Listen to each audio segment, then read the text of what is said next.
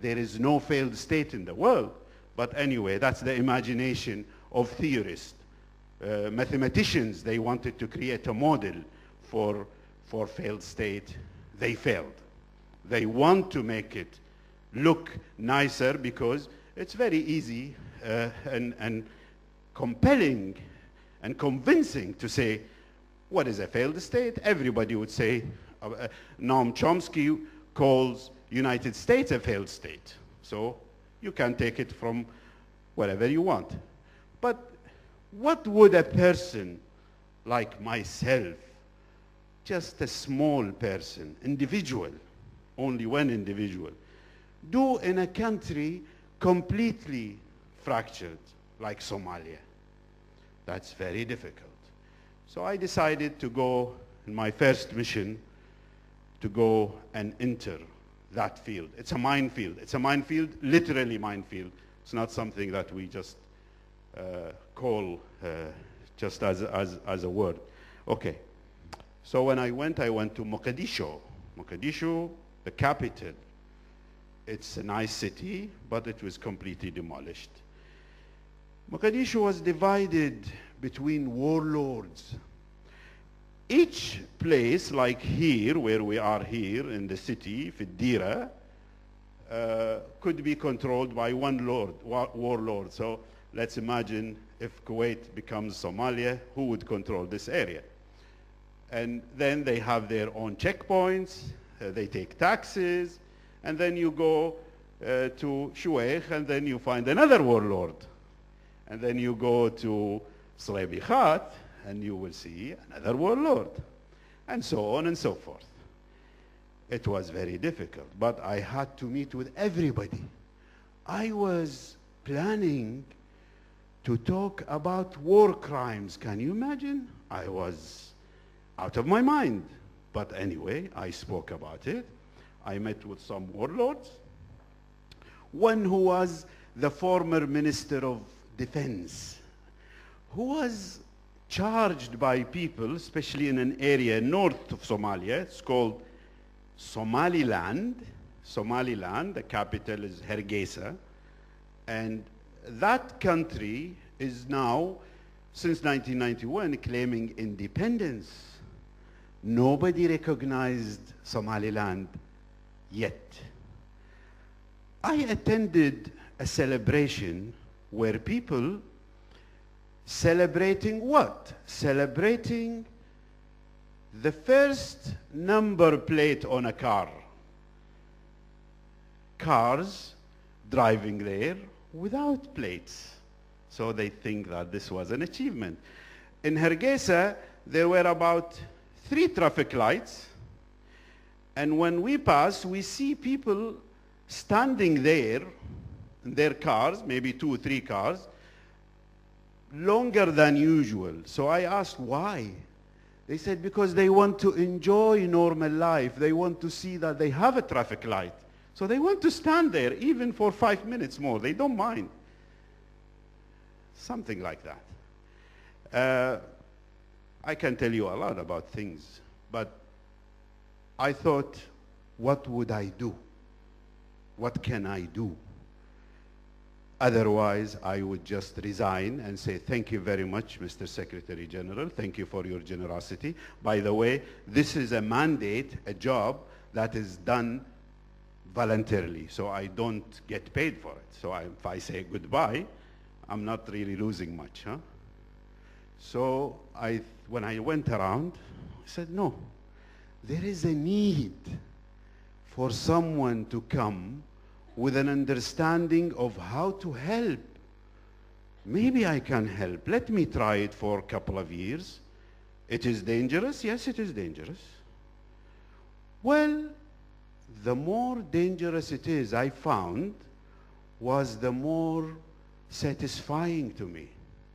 Satisfaction is incredible. When you go to help people you don't know and you are not paid for. I don't know how it came to me that I can be much happier continuing this job regardless of what I get. back, rewards, not in the business sense.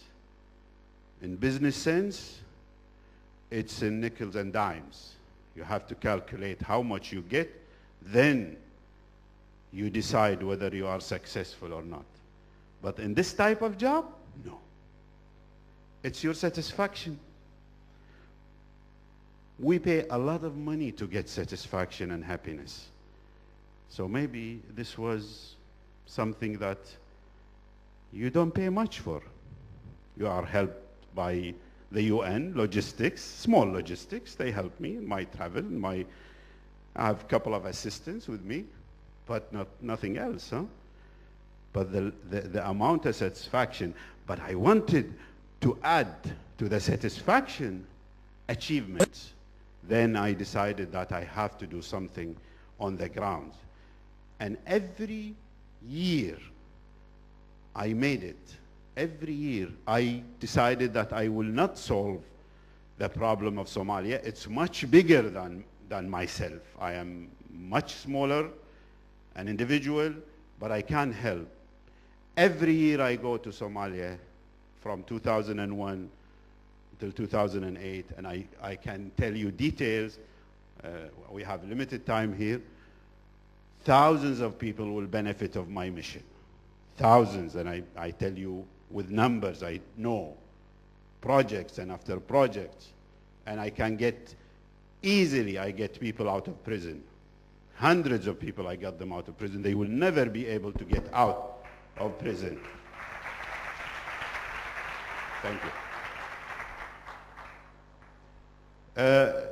I'll tell you one thing that you will be surprised.